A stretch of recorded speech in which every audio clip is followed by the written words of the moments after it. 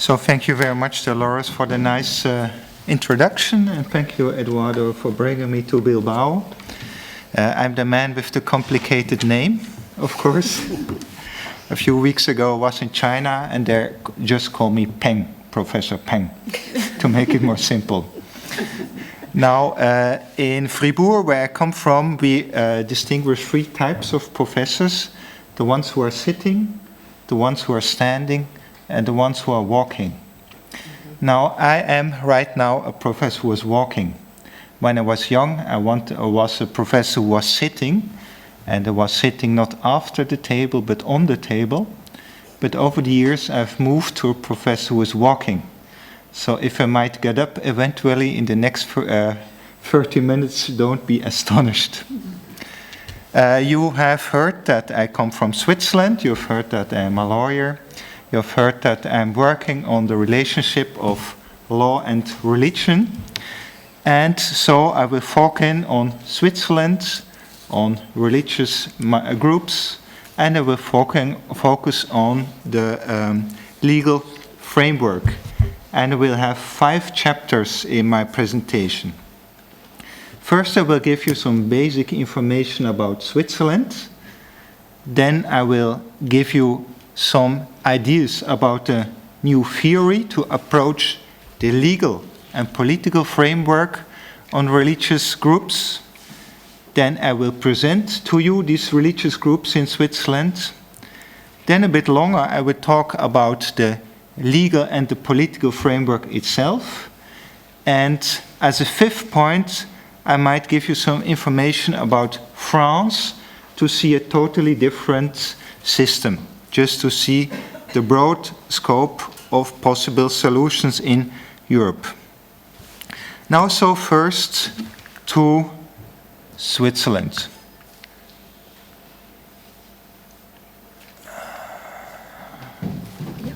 Okay, here's some basic facts about Switzerland. Switzerland does not consist only of mountains and not only of banks, but it has also inhabitants, 8.14 million, and you see 22% foreigners, a rather high level of foreigners, and this is due to the fact that Swiss do not like to give their nationality to a lot of people. They're very restrained with it. So many people live there, nearly a quarter of the population having not a nationality. And mainly foreigners come from the EU countries. We have maybe 20% of foreigners not coming from EU countries. We have 4 national languages, Amtssprachen. The first one is German, spoken by a little bit more than the half of the population, mainly in the west of the country.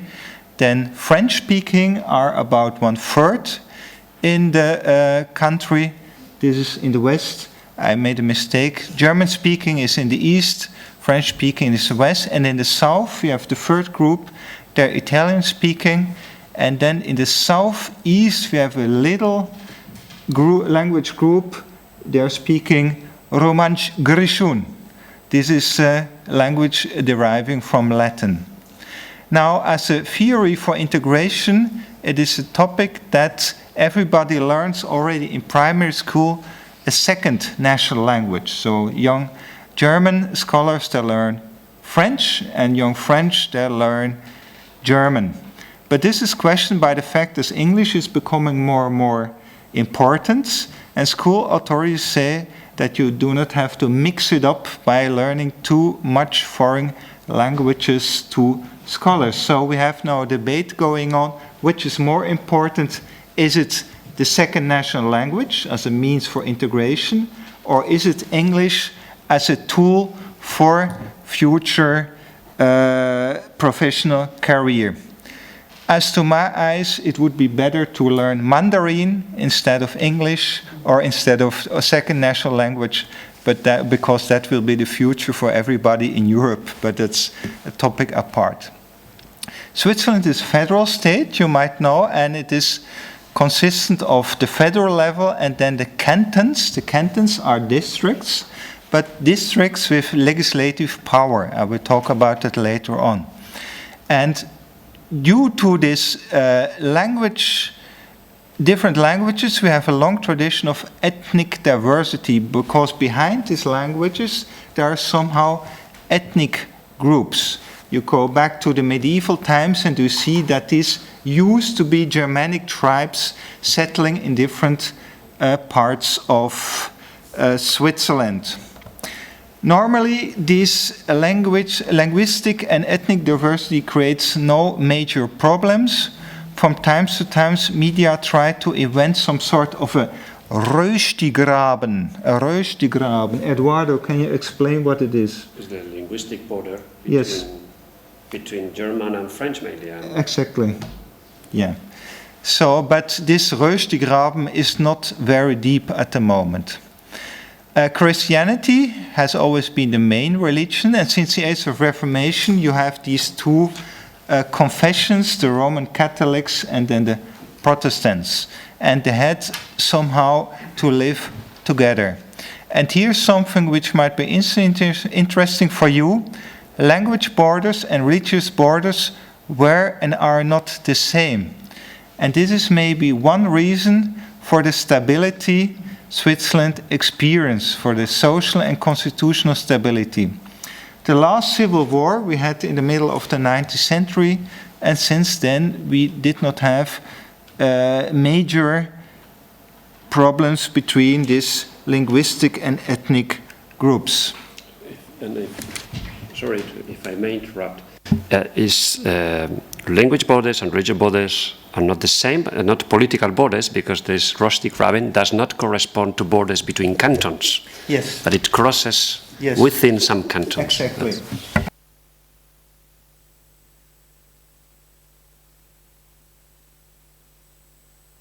And for the German, you have the same. So this is not really important, this Röstigraben. So we go to the next chapter, this new approach to the legal framework, political framework for religious communities. In Switzerland, you have a lot of debate going on about questions like, is it allowed to wear a headscarf at school, or is it allowed to hang a crucifix at the university room? Now, this is something I find the more and more boring, totally boring. Since a while, I concentrate more on something like a systemic view of the relation between state and religion. I'm now dealing with questions as, for instance, how does the general framework of a state has to look like in order to allow the practice of religion in a fair way, what Eduardo called dignity. What rules apply to established religious communities and what to the ones more recently formed. And concentrating on the new religious groups in Switzerland, like Muslims, we also need to ask ourselves, is it possible to separate these questions from the discussion about what condition a state has to set up in order to have a positive impact on the integration of migrants? One problem with the notion of integration is that it is strongly normative. Integration is a normative definition. Migrants have no choice but to become integrated in order to be accepted by society. And furthermore, integration focuses on the individual. What do these individuals do to become integrated? Now, for me as a lawyer, my point of view is totally the opposite. My question is, what political and what legal framework does the state provide so as to make it possible for the members of religious communities to become integrated? What has the state to do? What has the society to do? So, several social scientists in Switzerland propose to talk about incorporation instead of integration. A little shift. And what they mean by this is a multi-dimensional and interactive process of integration. And this process focuses not only on the efforts of groups and individuals, but also on the institutional structures of the host society. Strictly speaking, there is an interaction between the general framework of state and society and the integration process. The effect of the general framework can be socially including or excluding. The nature of the impact depends on how the framework is structured and to whom it is addressed.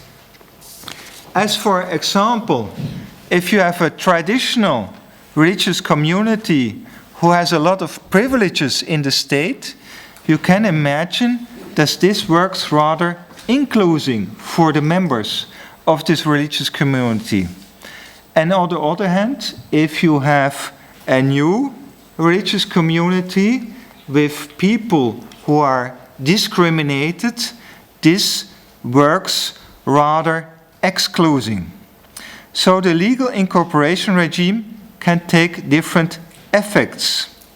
And all these questions are relevant for migrants and the religious practices, but also for the members of established religious communities. But it is not mandatory that the conditions for incorporation are the same for both groups. To put it simply, conditions for incorporations are conditions as society sets for social inclusion. They can be of varying nature, and they do not exist only political and legal conditions, but also conditions of social, economic, and other nature. And they can be the result of a deliberative political process, but they also can be more unconscious and less reflected.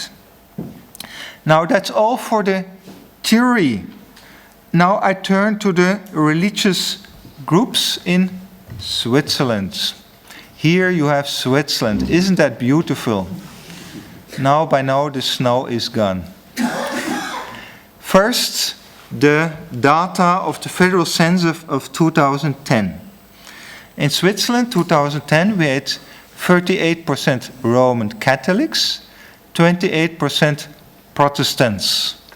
And Protestants from the normal evangelic Reformed Church, which used to be the state church in many cantons.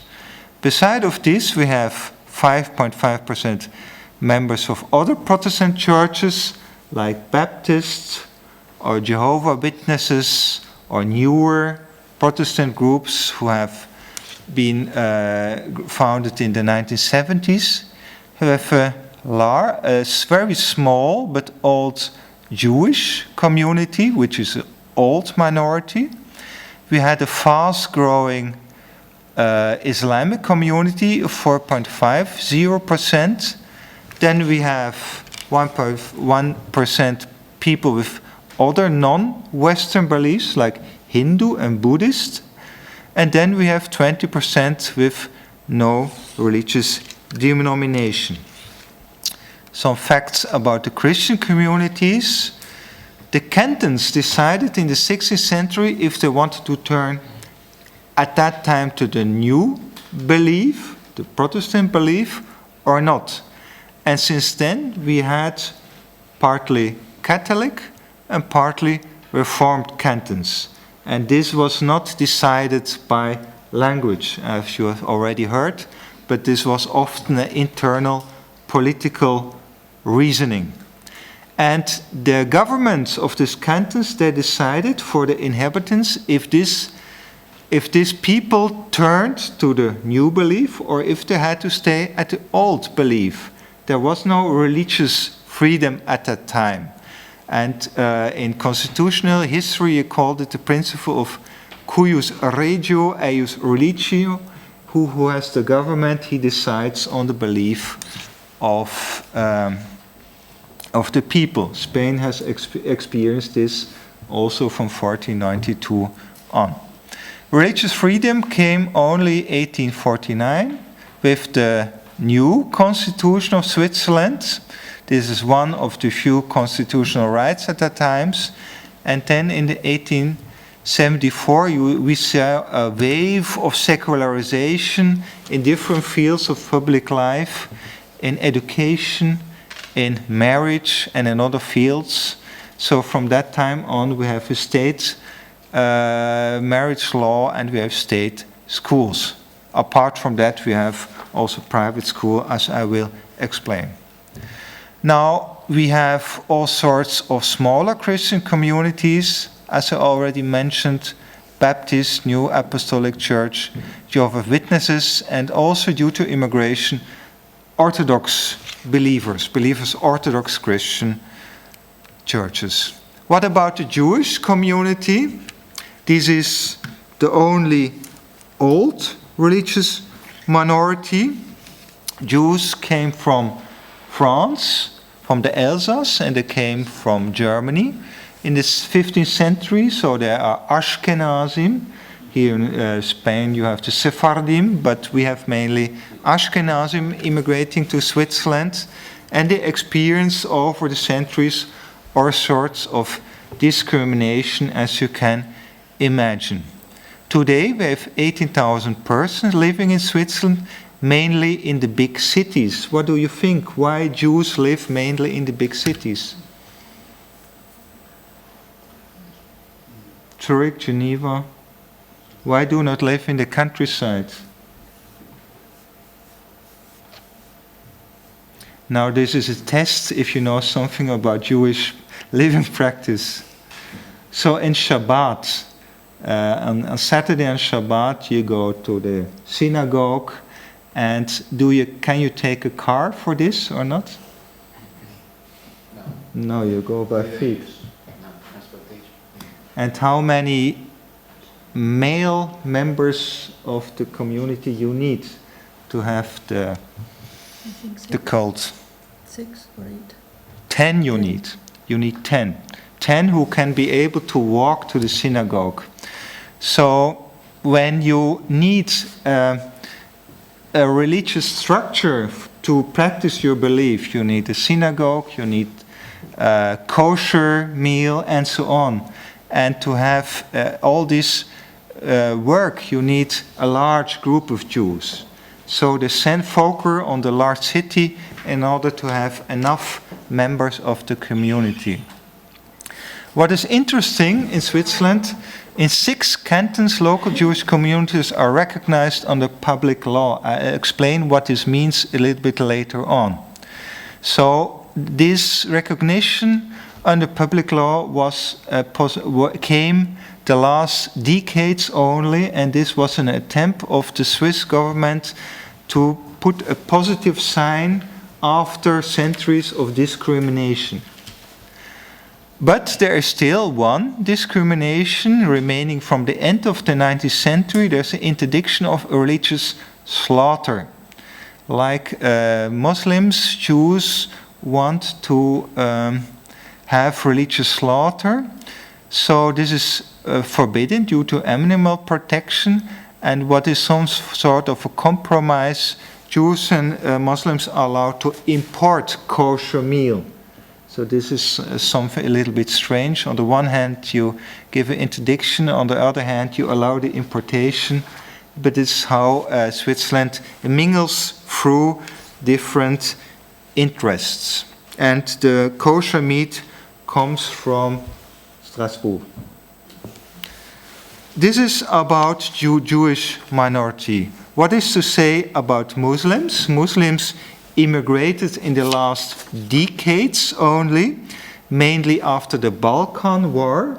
So the largest group of Muslims living in Switzerland, they come from the Balkans. So they are European Muslims, which makes it rather easy to integrate as they are used to European life.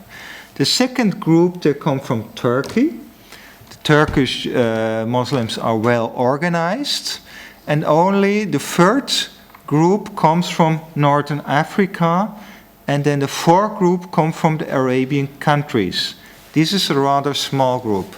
So as the Muslims in Switzerland, they are rather Europeanized, when I can say so, it's not so difficult for them to find a way to live in Switzerland.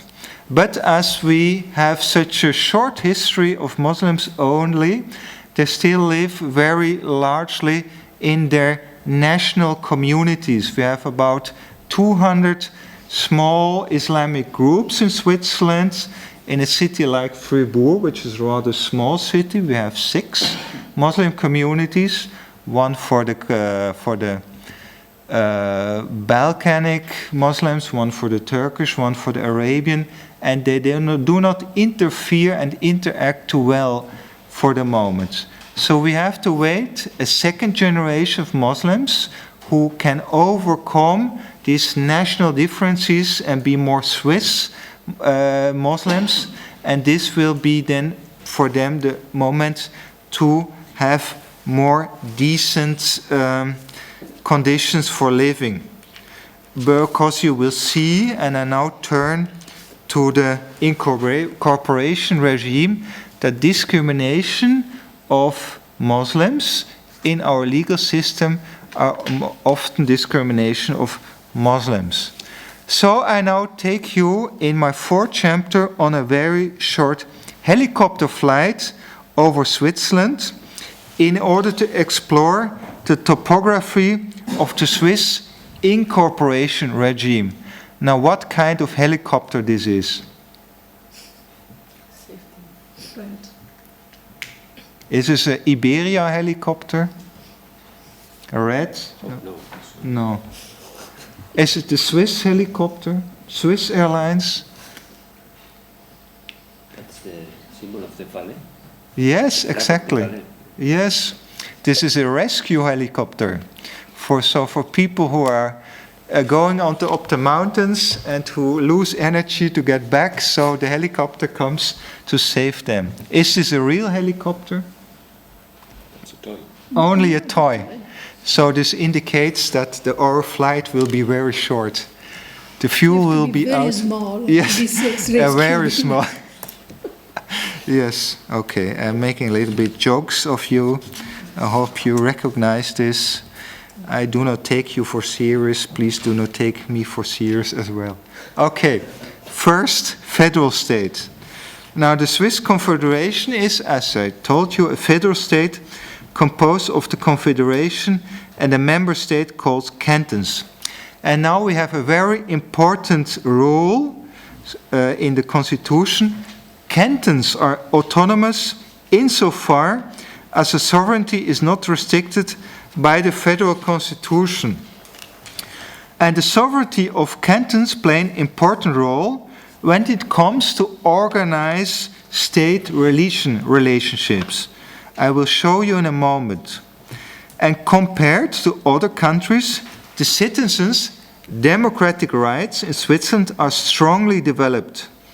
The voters do not only elect the public authority, but also decide on factual issues by exercising their rights of initiative and referendum.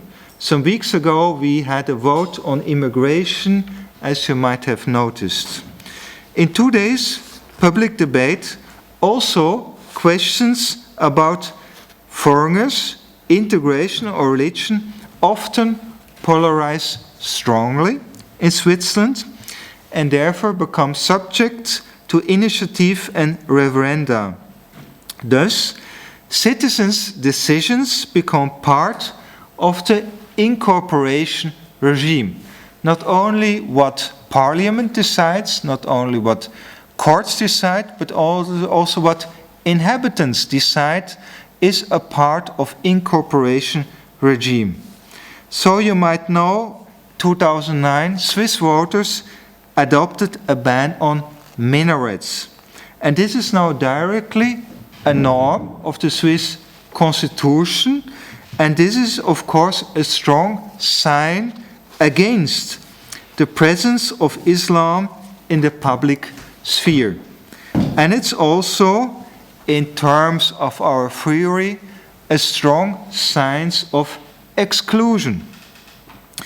In several cantons, we had the last months also votes on the questions if female students can wear a headscarf in public school. And as most cantons said no, again, see Islam. So if Muslim not good, Switzerland has a problem with the visibility of Islam, and you can say this is also a sign of Islamophobia. How about then about fundamental rights? What about freedom of religion? Yes, we have freedom of religion, and this protects the rights of ideological self-determination of people. And this is concretized inter alia by the obligation of the state to remain religiously neutral. But by interfering through referenda and initiative, you can block this state's attitude and block these democratic rights.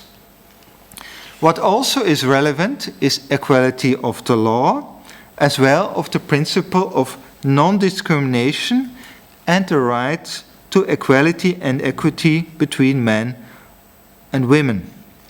The Constitution also protects the right to marry and to have a family, and as a consequence of the process of secularization, as I showed you in the beginning, Switzerland has a state matrimonial and family law.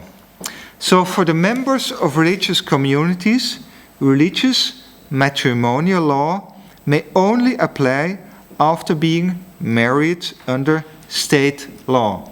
It is different from Spain, where people can marry in front of the priest, and this is recognized by the state. We don't have this in Switzerland. You first have to marry before the civil servant, and if you then want to have also a religious ceremony, that comes only after that. So members of religious communities, they have somehow to live with two legal systems. The state legal system and then the religious legal system. And that is somehow typical for migrants, that they have to live with different cultural codes at a time. The norms, the values, the behaviors of the culture they come from, and the norms, the values and behaviors of the accommodating culture. So they live also in some sort of transnational social spaces. And migrants have to train themselves to switch from one social space to the other. And for younger people, the secundos, as we call them, the second generation of migrants, this is often more easy, but for the first generation, this is often difficult. Now, questions relating to religion are not only important in constitutional law, but also in other fields of the law. You see here in criminal law, family law, building law, law on natural relation, private international law. I will not go into detail, but all these legal fields, they also have aspects which define the cooperation regime of religious communities. What is important for Switzerland is then that the cantons are responsible, as I told you, to regulate the relationship between the state and the religious communities. So as we have 26 cantons, there are 26 different autonomous state religion systems. 26 systems in such a small country.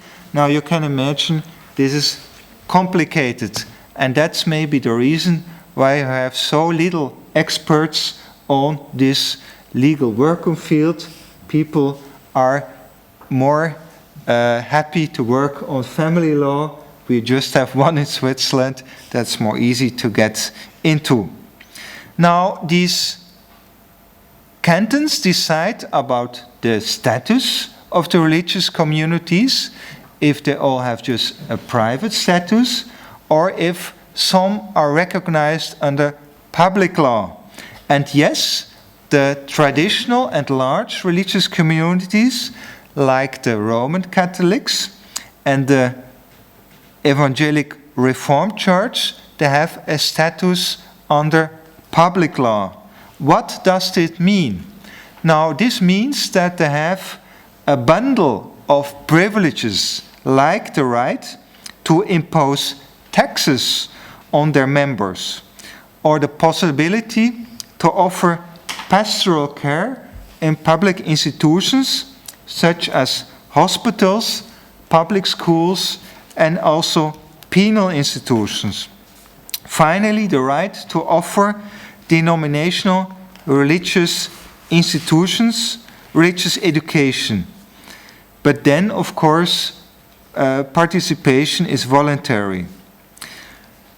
Also, the Jewish communities in the cantons where they exist, they have the recognition as being a religious community recognized under public law. And the big topic which will be discussed in next year will be, of course, the recognition of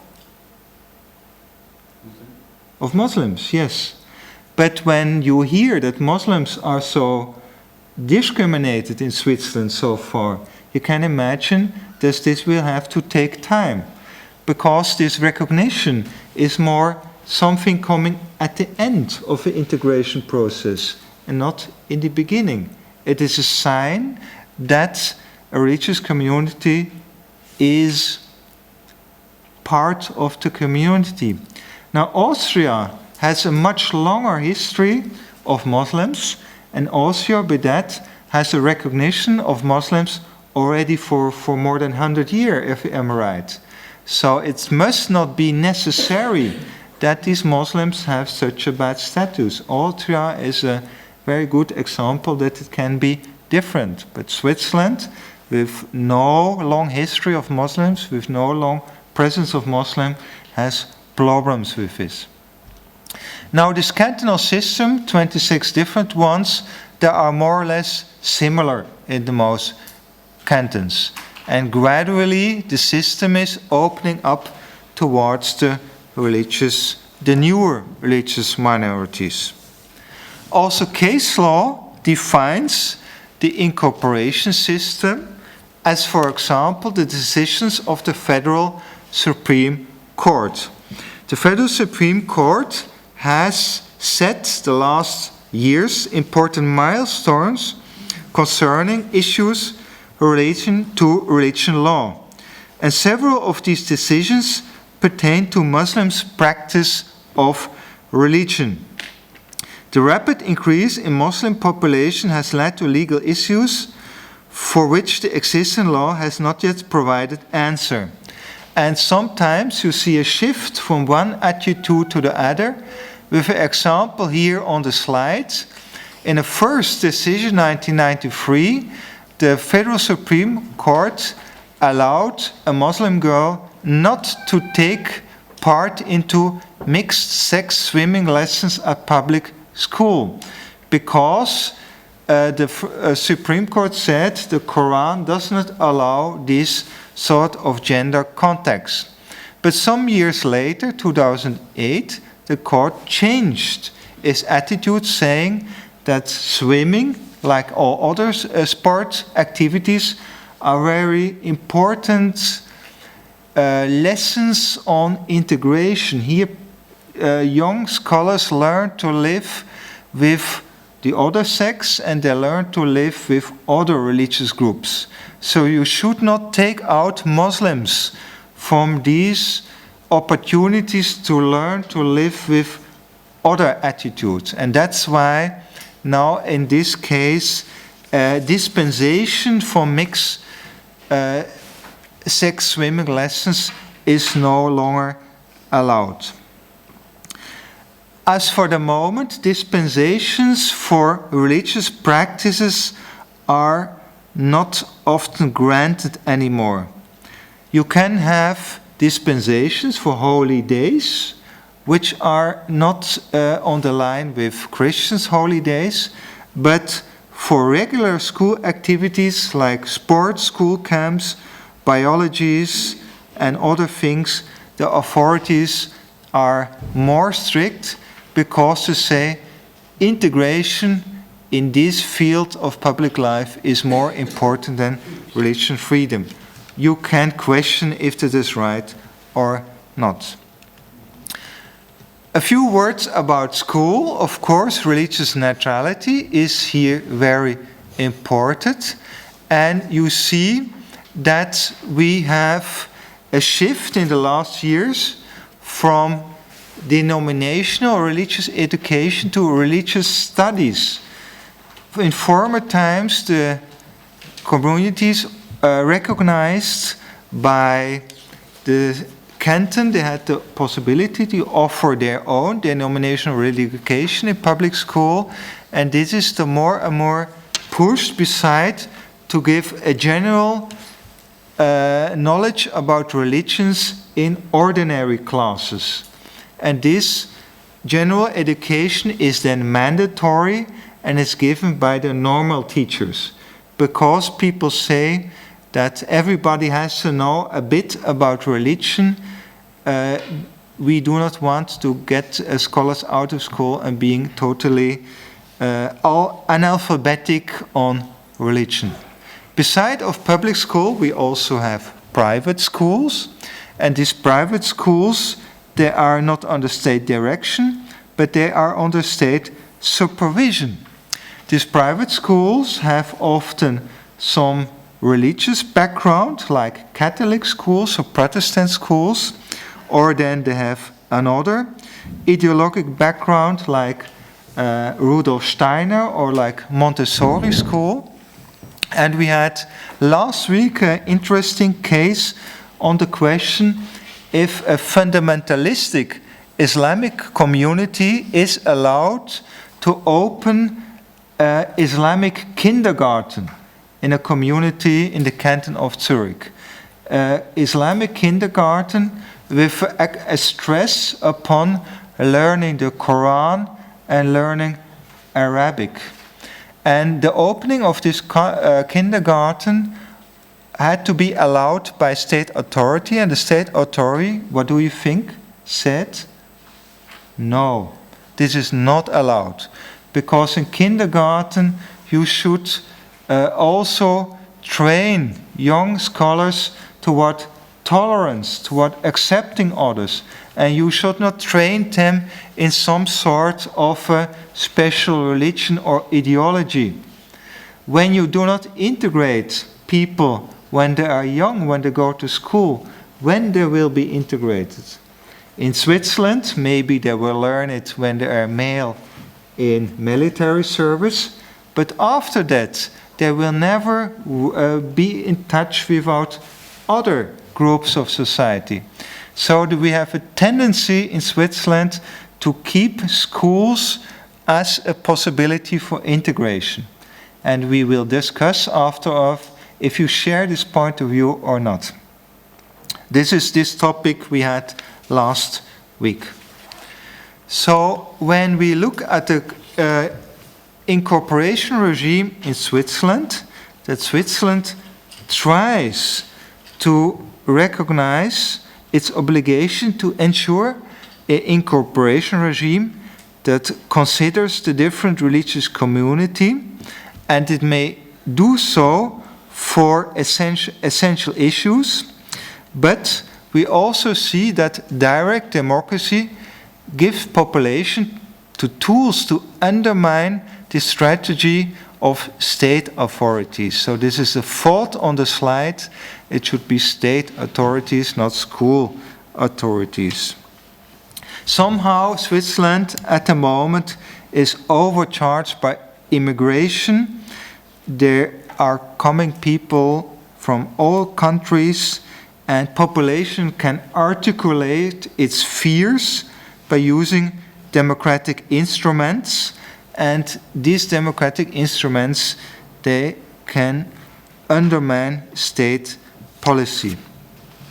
This is Switzerland, and for the last 5 minutes, just a look in France. Eduardo told me to say also something about other countries, and France is such an interesting example because France has a total different approach towards this religious topic. Now, France has a long history with the Catholic Church, like Spain.